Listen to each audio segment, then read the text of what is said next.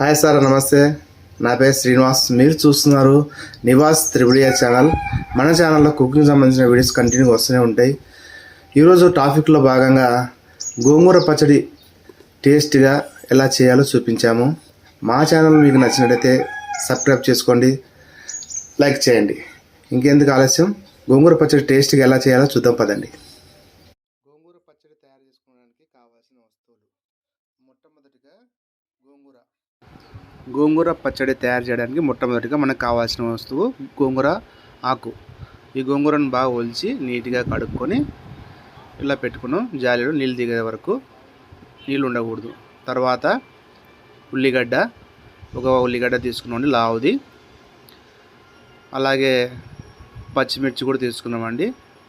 పచ్చిమిర్చి వచ్చేసి 2 కట్టలకు 200 గ్రాములు అండి, కట్టకు 100 గ్రాముల లెక్క.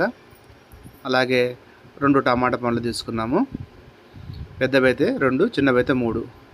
అలాగే వెల్లుల్లి రెబ్బలు అంటే వెల్లిపాయలు 4 దంచి తీసుకున్నాము. ఇంకా జీలకర్ర పోపు పెట్టే ముందరండి తగినంత తీసుకున్నాం. మరి కావాల్సిన వస్తువులు ఇవే. మనం మళ్ళీ గోంగూర పచ్చడి ఎలా తయారు చేసుకున్నాం చూద్దామా? ఓకేనా.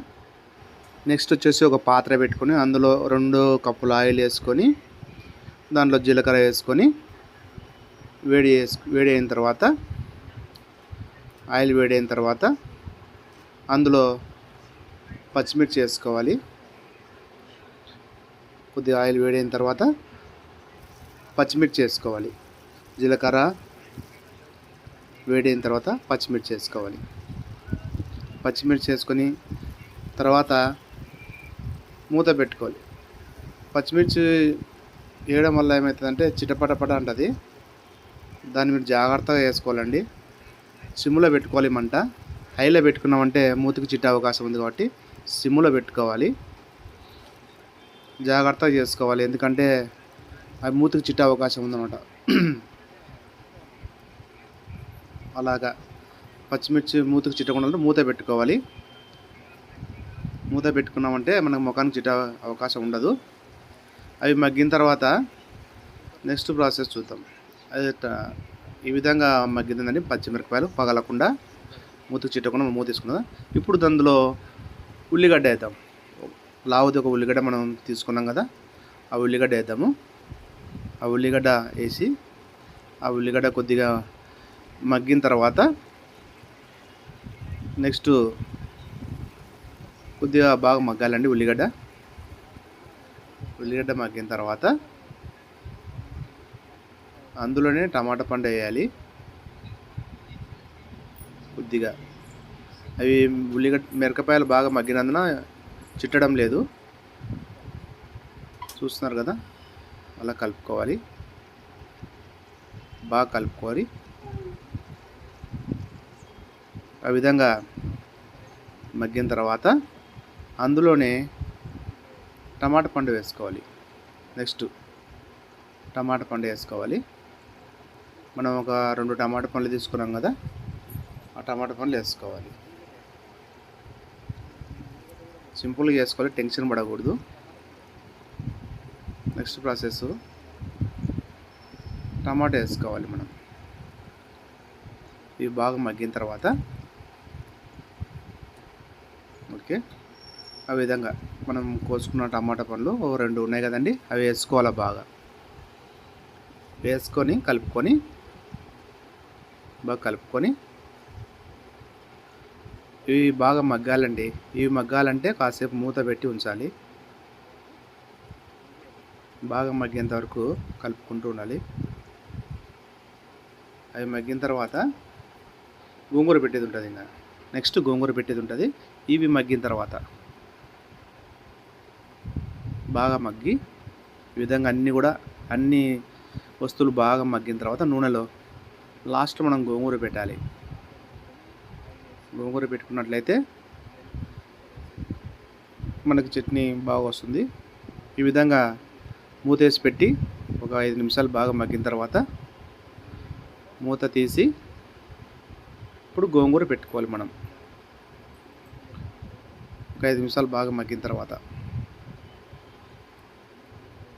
గోంగూర పెట్టుకోవాలి. మనం కడిగి శుభ్రంగా చేసి పెట్టుకున్న గోంగూరను తీసుకొని మూత తీసి గోంగూర పెట్టుకోవాలి. ఒక 5 నిమిషాలు మగ్గానని చూస్తున్నా, వెయిటింగ్ చేస్తున్నాం 5 నిమిషాలు, జస్ట్ ఫర్ 5 మినిట్స్. ఓకేనా? ఈ విధంగా మగ్గినాయి బాగా.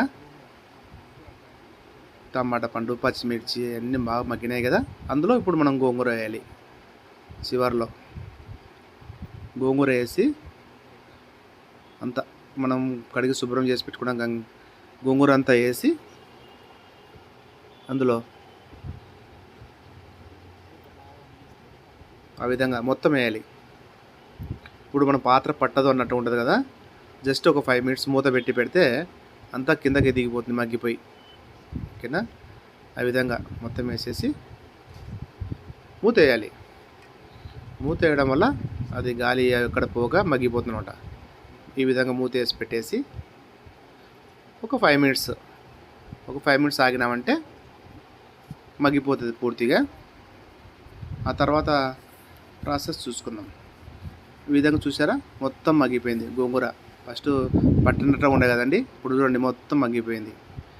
ఈ విధంగా మగ్గిపోయిన దాన్ని మనం బాగా కలుపుకొని దింపుకొని చల్లార్చుకొని పెట్టుకోవాలి.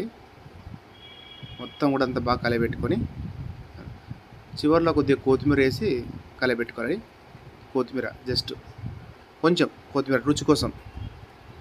అది కొత్తిమీర మనం ఫస్ట్ చెప్పేటప్పుడు చెప్పలేదండి. ఈ విధంగా దింపేటప్పుడైనా వేసుకోవచ్చు, ఏం బాధలేదు. ఆ వేడిలోనే అది మగ్గిపోతుంది. మొత్తం కూడా అట్లా కలిపెట్టుకుని చల్లార్చుకోవాలి బాగా. చల్లారిన తర్వాత మనం నెక్స్ట్ ప్రాసెస్లోకి వెళ్ళిపోదాం. అంతా కలుపుకొని అట్లా మొత్తం చల్లార్చాలి. చల్లార్చుకున్నాక ఈ విధంగా మనం చల్లారిపోయిన తర్వాత ఈ విధంగా మనం రుబ్బుకోవడానికి రెడీ చేసుకోవాలి. మేమైతే మా ఇంట్లో పప్పు గుత్తితో రుబ్బుకుంటామండి. తగినంత సాల్ట్ వేసుకొని లాస్ట్లో చివరిలో సాల్ట్ వేయాలి. మరి మీరు ఇంట్లో మిక్సీ ఉంటే మిక్సీలో వేసుకోవచ్చు. మీకు ఓపిక ఉందంటే పప్పు గుత్తి ఉందంటే మీ ఇంట్లో మీరు పప్పు గుత్తితో ఇట్లా ఈ విధంగా రేముకోవచ్చు అనమాట. మేమైతే పప్పు గుత్తితో రేముకుంటామండి. పప్పు గుత్తితో రేముకుంటే బాగా టేస్ట్ వస్తుంది. ఇంకా రోళ్ళు అయితే ఇంకా బాగుంటుంది, కానీ ఇక్కడ రోళ్ళు లేవు. మిక్సీలో వేస్తే ఏమైందంటే పేస్ట్గా అయ్యి గోరంటాకు మాదిరి వస్తుంది. మనం మామూలుగా ఈ విధంగా రుబ్బుకున్నామంటే బరక ఉంటుంది, బాగా టేస్ట్ ఉంటుంది. దీంట్లో ఇందులో ఒక చుక్క నీరు లేదండి, అంతా ఆయిల్తోనే మగ్గిపెట్టినాము. ఉన్న వాటితో వచ్చిన నీళ్ళతోనే ఇవి మగ్గిపోయినాయి. ఇది ఒక 2 నుంచి 3 రోజుల వరకు నిల్వ ఉంటుంది. చాలా రుచికరంగా ఉంటుంది. అప్పటికప్పుడు తయారు చేసుకొని తినే చట్నీ అండి ఇది. ఇంట్లో ఏదైనా ఏం వస్తువులు లేనప్పుడు, బ్యాళ్ళు గిళ్ళు అవి లేనప్పుడు సింపుల్గా గోంగూర ఉంటే కన్నా తెచ్చుకొని చేసుకోవచ్చు. లేదు అన్నీ ఉన్నా కూడా టేస్ట్ కోసం మనం ఏదైనా తినాలనుకున్నప్పుడు ఈ విధంగా మనం చేసుకోవచ్చు. ఈ విధంగా చేసుకొని ఈ విధంగా మెత్తగా రుబ్బుకోవాలి. బాగా అన్నీ మెత్తగా రుబ్బుకొని గట్టిగానే ఉంటుంది చట్నీ. మీకు ఏమైనా కావాలంటే కొద్దిగా వేడి నీళ్ళు వేసుకోవచ్చు. చల్ల నీళ్ళు వేయకూడదు, వేడి నీళ్ళు వేసుకోవాలి. మాకైతే సరిపోయింది. మీకైతే మరి కావాలంటే కొద్దిగా లూజు కావాలంటే వేడి నీళ్ళు కొద్దిగా కాగబెట్టుకొని దాంట్లో పోసుకోవచ్చు. వేడి నీళ్ళు వేయడం వల్ల ఏమిటంటే త్వరగా పాడే అవకాశం ఉంటుంది అన్నమాట. కాబట్టి నీళ్ళు లేకపోవడం మంచిది. ఒకవేళ ఎవరికైనా అంత గట్టిగా మాకు వద్దు, మేము లూజు కావాలనుకున్న వాళ్ళు వేడి నీళ్ళు కాబట్టి వేసుకోవచ్చు. ఈ విధంగా మొత్తం రుబ్బుకోవాలి మెత్తగా, వీలైనంత మెత్తగా రుబ్బుకోవాలి. మేము ఇలా రుబ్బలేము కాదంటే కూడా మిక్సీలో వేసుకోవచ్చు. మిక్సీలో వేసుకొని బరక పట్టుకోవాలి. మరీ మెత్తగా కాకుండా పేస్ట్ మాదిరి బరక పట్టుకుంటే బాగుంటుంది అన్నమాట. ఈ విధంగా రుబ్బుకోవాలి. నెక్స్ట్ ప్రాసెస్ వచ్చేసి ఈ విధంగా రుబ్బుకున్న దాని అంతా కూడా ఒక గిన్నెలోకి తీసుకోవాలి. ఒక సర్వీస్ బౌల్లోకి తీసుకొని ఈ విధంగా అంతా ఎలా ఉంది చూడండి. చట్నీ కలర్ఫుల్గా కదా, ఎంతో రుచికరంగా ఎంతో టేస్ట్గా ఉంటుంది చట్నీ. ఈ చట్నీకి మనం పోపు పెట్టుకోవాలి. పోపు పెట్టుకోవాలంటే ఒక 2 చెంచాలు ఆయిల్ వేసుకొని చిన్న మంట మీద పెట్టుకోవాలి. పెద్ద హై మంట పెట్టకూడదు, చిన్న మంట, చిన్న మంట పెట్టుకొని మనం దాంట్లో పోపు కోసం జీలకర్ర, ఆవాలు ఇది చాలా వేసుకోవచ్చు. నేను వట్టిమిర్చి, కరివేపాకు ఇవల్ల వేసుకోవచ్చు. కానీ మేము వల్ల ఏమి వేస్తలేవండి. ఇప్పుడు కేవలం జీలకర్ర వేస్తున్నాము. వెల్లుల్లి వేస్తున్నాము, వెల్లిపాయలు. ఫస్ట్ కొద్దిగా ఆయిల్ వేడి కావాలి. ఆయిల్ వేడి అయిన తర్వాత జీలకర్ర వేయాలి. కొద్దిసేపు జీలకర్ర వేడైతేనే వెల్లుల్లిపాయ వేయాలి. వెల్లుల్లి కొద్దిగా ఆయిల్ వేడి కావాలి, కొంచెంగా వేడి కాలేదు, చిట్టపట్ట అంటుంది. ఇప్పుడు వెల్లుల్లిపాయ కూడా వేయాలి. మనం కొద్దిగా దంచి 4 రెబ్బలు అలా దంచినది అలా పాయలు కాకుండా కొద్దిగా దంచేస్తే స్మెల్ బాగా వస్తుంది, చట్నీకి బాగా వాసన పట్టుకుంటుంది, కమ్మని వాసన వస్తుంది అన్నమాట. ఈ విధంగా మొత్తం కూడా బాగా పోపు అంతా కూడా గ్లామర్గా కలర్ఫుల్గా వచ్చేటట్లు చూసుకోవాలి. కలర్ఫుల్గా ఉండాలి అంటే బాగా వేగాలి, దూరగా వేగాలి. బాగా వేగుతుంది. దీన్ని తీసుకొని దాంట్లో పెట్టేసుకున్నాం. ఇంకా చట్నీలో మనం ఇప్పుడు చట్నీ రుబ్బుకొని పెట్టుకున్నాం కదా, దాంట్లో పెట్టుకున్నాం. గోల్డ్ కలర్ బాగా రావాలి, దూరగా వేయించాలి.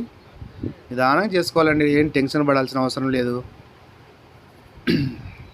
వంటలు ఆడుతూ పాడుతూ చేసుకోవాలి. టెన్షన్ గాబరా చేసుకోకూడదు. తినడానికి కాబట్టి చాలా సంతోషంగా చేసుకోవాలి. ఈ విధంగా వేగుతుంది. గోల్డ్ కలర్ వచ్చేంత వరకు వేయించుకోవాలి మనం. ఓకేనా? చూడండి ఎలా ఎగుతుందో, గోల్డ్ కలర్ వస్తుంది కదా. ఈ విధంగా గోల్డ్ కలర్ వచ్చేంత వరకు వేయించుకొని ఇంకా పోపు పెట్టేసుకోవడమే. నెక్స్ట్ జాగ్రత్తగా ఆ పోపు తీసుకునేటప్పుడు పట్టుకారు ఉంటుంది కదండి, స్టీల్ పట్టుకారు ఉంటుంది ఇంట్లో కిచెన్లో. ఆ పట్టుకారు తీసుకొని పట్టుకోవాలి. బట్ట పట్టుకోవడం అట్లాంటి చేయకూడదు. చిన్న గిన్నెలు కదా, ఉలికిపోయే అవకాశం ఉంది. కాబట్టి మనం పట్టుకారు ఉంటుంది కదండి ఇంట్లో, ప్రతి ఒక్కరి ఇంట్లో ఉంటుంది పట్టుకార. అది ఇటువంటి పట్టుకార ఒకటి తీసుకొని స్టవ్ బంద్ చేసుకొని ఈ విధంగా తీసుకుని వెళ్ళి మనం నూరు పెట్టుకున్న చట్నీలో వేసుకోవాలి. అంతే. చూసారా కలర్ఫుల్గా ఎంత బాగా కనపడుతుంది చూస్తున్నారా చట్నీ. గోంగూర పచ్చడి రాయలసీమ స్టైల్లో ఎంత బాగా మంచి వాసన వస్తుందండి. చాలా వాసన వస్తుంది.